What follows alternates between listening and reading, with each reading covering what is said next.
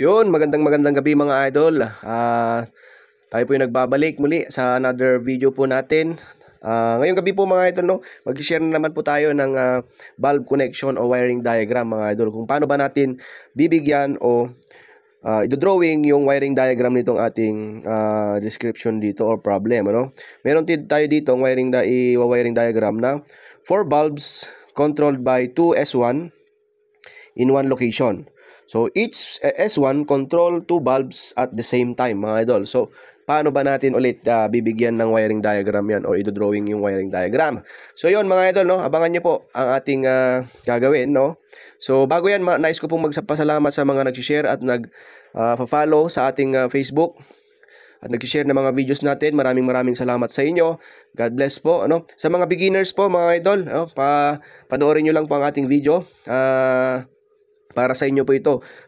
Basic pero malaking tulong po sa inyo ito mga idol. At pwede nyo rin pong i-share itong ating video para makatulong po tayo sa iba mga idol. Yun. Pwede nyo rin pong i-screenshot ito mga idol. At kung sakaling gusto nyo gawin sa actual, pwede. At pwede rin nyo po i-share sa messenger para ma-save mga idol. No?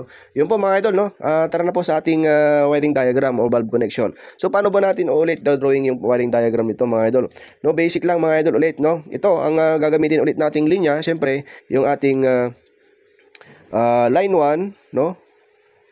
Tsaka line 2 po ulit mga idol. Gaya po ng mga nauna nating post, parehas lang po mga idol. Ngayon po, ang i-drawing po natin na description o tinatawag natin na bulb connection mga idol, ito po. 4 bulbs controlled by 2 S1 in one location. So, isang lokasyon lang po yung dalawang S1. Ngayon po, each S1 or single switch control 2 bulbs at the same time, mga idol. So, paano ba yan, mga idol? Simple lang, mga idol, no?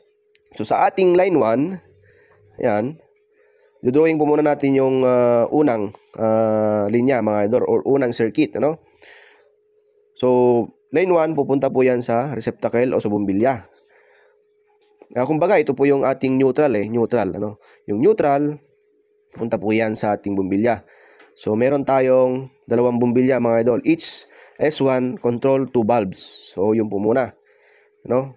So, isayin natin step by step, mga idol, para masundan po ninyo. Ngayon, saan po natin kukunin yung isusupply natin kuryente dyan? So, dito po, yung ating line 1, ay line 2, should say, mga idol, pupunta po yan sa ating switch. Yan. So, yung switch natin, one location, mga idol, one location. So, location 1, wag po kayo malilito. Ayan, location 1 or one location, parehas lang yan mga idol. So, ito, yung unang linya, each one controlled 2 bulbs, no? Yung isang S1 natin, kinokontrol niya isa, ay dalawang bumbilya. Ito na po yung ating return naman mga idol. Ayan, meron na tayong 2 bulbs at isang S1. Ang sabi po kasi dito mga idol, each S1 control 2 bulbs, no? Dalawang S1 ang gagamitin natin dyan. So ngayon, paano ba natin ulit bibigyan yon? So ito po yung ating bulb 1 tsaka bulb 2, mga idol, no? Ayan. So ito yung return natin, return wire, kung saan ito po yung line 2 natin, ito po yung ating live wire or hot wire. So, lagi nyo isipin mga idol, yung live wire o hot wire natin, papunta palagi yan sa ating switch. Kung saan, dadaan po yan sa ating return, siya yung magsusupply ng kuryente. Ayan, no, mga idol. So, another, S1 po tayo dito. Ngayon, mga idol, no, S1 po ulit. Kukontrol niya po ulit yung, saan natin kukunin yung isang dalawang linya ulit? Dito ulit, mga idol. Yan. So, bumbilya, mga idol ulit, bulb 3 na ito. So, bulb 4. Yan. Okay. Sana po yung nasusundan ninyo mga idol, ano?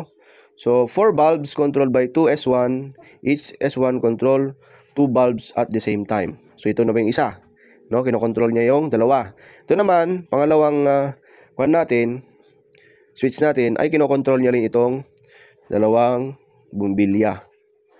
Yan po. Nabigyan na po natin ng wiring diagram itong ating problema. Ano? Or valve connection. So, ito na po yung ating S2. Ayan. Oo. tugang switch, S2 mga idol, no? So yan, napakasimple po ng ating bulb connection o wiring diagram. Ito pong 4 bulbs controlled by 2 S1 in one location. Ito po yan, one location.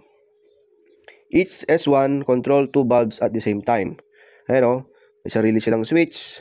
Itong dalawa, may sariling switch din itong dalawang bombilya. Bulb 1, bulb 2, S1 na isa. Bulb 3, bulb 4, S1 na isa. Okay? Ayan po mga idol, no? Sana po yung nasundan po ninyo. Pwede nyo i-screenshot ito. At pwede nyo rin pong i-share ang ating video para makatulong po tayo sa iba mga idol. At sana po, maraming salamat din po kung umabot ka man sa minuto na ito. Maraming salamat mga idol. God bless at all goods po tayong lahat.